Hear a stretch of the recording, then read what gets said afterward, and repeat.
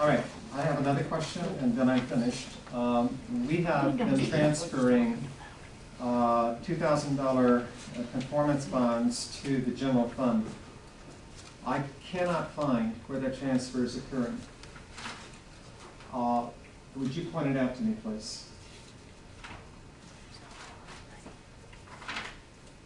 That's a good question. I cannot point it out to you, or I'll have to get you an answer on that. Actually, I think we have to have a line under income that says conformance bond, whatever. Recovery? No, it's not recovery, it's penalty.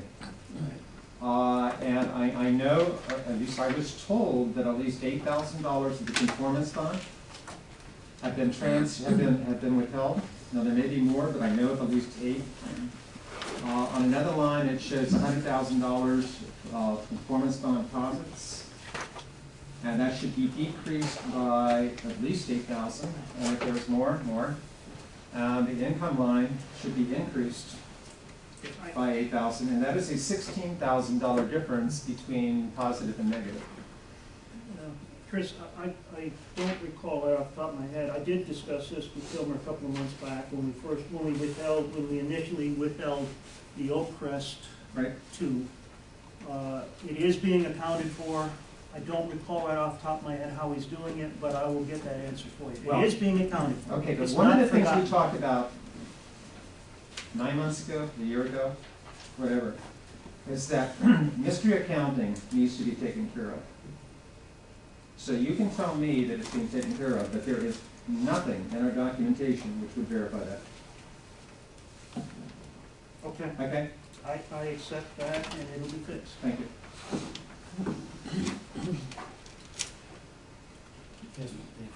John, I'm just wondering, if we can have a detailed financial review like we talked about at the end of each quarter, since we're at the halfway point? Yeah, and I mentioned it to Wayne a couple minutes ago, and he wanted me to remind him at the end of the meeting. I believe we need to schedule a special board meeting. I hate to use that dirty word, but this is a nice facility, so we can all enjoy it more frequently than the other place. But I think we definitely need to have that second quarter financial review before the August board meeting. The August board meeting agenda is already getting full. Long roundabout way of saying yes. Okay. I have one more question. At the last meeting, we talked about the big jump in accounts receivable last month. I'm talking about not 90 days, 30 days. And Kilmer was going to get us an answer. Didn't get an answer. No, I don't know what the answer is. So the trend line is taking a pretty much of a hockey stick. I don't know what's going on. I don't know what's going on. It's not an accounting anomaly. People just simply aren't sending in the money. Maybe they're off on vacation, summer vacation, I don't know. Okay. But we're seeing a decided slowdown here in timely assessment in the last couple of months. 78% of your accounts in arrears are aging 90. Your total accounts receivable are what? Aging 90. More than 90. Yeah, but last month we said, that wasn't the issue last month, that we were talking about the less than 90 big jump. We didn't know why. Here's the issue. This month, for lots with water and sewer or houses built on them, so for developable lots, 18% of that income did not come in. 18% of the people with either houses or buildable lots did not pay their dues this month. That's what's happening. That's a dramatic increase from the first year.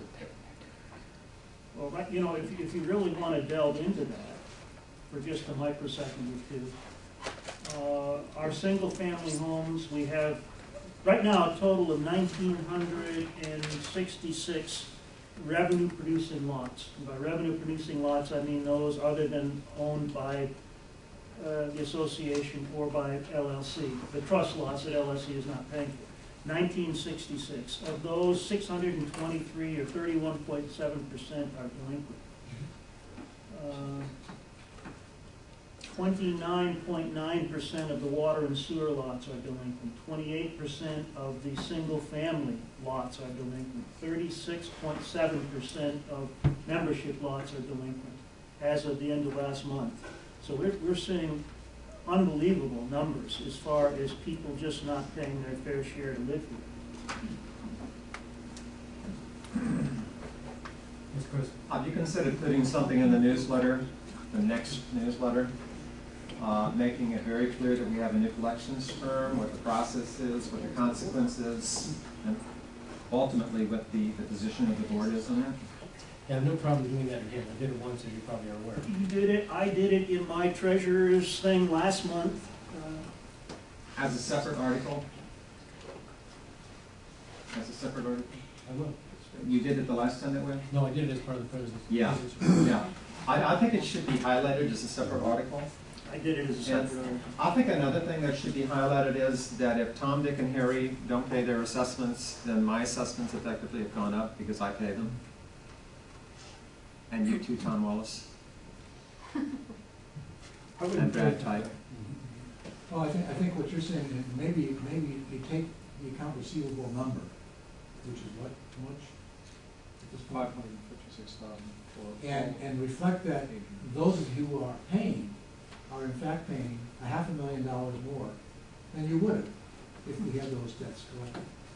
Well, That's what's happening. as I said in my article, and I'm sure you read, it just slipped your mind right now, but as I said in my article, had people who owed us money paid up, we wouldn't have had to borrow 1 cent for this clubhouse. We would have been free and clear and wouldn't be paying interest on that loan for the next 10 years. I don't know how much more clearly one can say it. Steve? I think you gotta be careful what you say. I don't hear anything being talked about it's gonna shake up somebody who's not paying their dues. All you're gonna do is piss off the people that are paying their dues. I've also seen references to this clubhouse from probably people not paying their dues because of the money pit. So I guess my point is this, it needs to be put in plain English, not treasury English. It needs to be straight to the point, and it needs to go after the people that owe money, not the people that are paying. It needs to say, there's some references in the book we'll be talking about tonight that I'll bring this up again. But I think the gist of what we're talking about here needs to be done. It just needs to be done in a more direct process. These people need to feel threatened. They need to know we're serious. They need to know we've got a new attorney, and it needs to be direct, not pussyfooting around, pardon the French. Well, who paying the dues and people aren't paying. People aren't paying dues, you care less. And, I'm happy to write that kind of article, and as you know, I can be direct when I write, so I will be. But the thing I think we need to be doing is stepping up the collections process. We're paying our new attorneys a lot of money.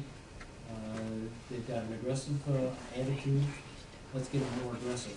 I think the real message to these people is when their credit gets hurt, when they start getting their wages taken away, when they start seeing their property on the courthouse steps. That's what I want to see. I think that needs to be in the letter. that's what we do.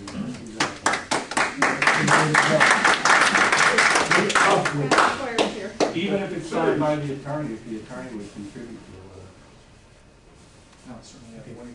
So we'll go at it multiple ways, and I think the way that really is going to have an impact is to start leading people financially. Well, I And let the think, rest of them know. I think once we start doing that,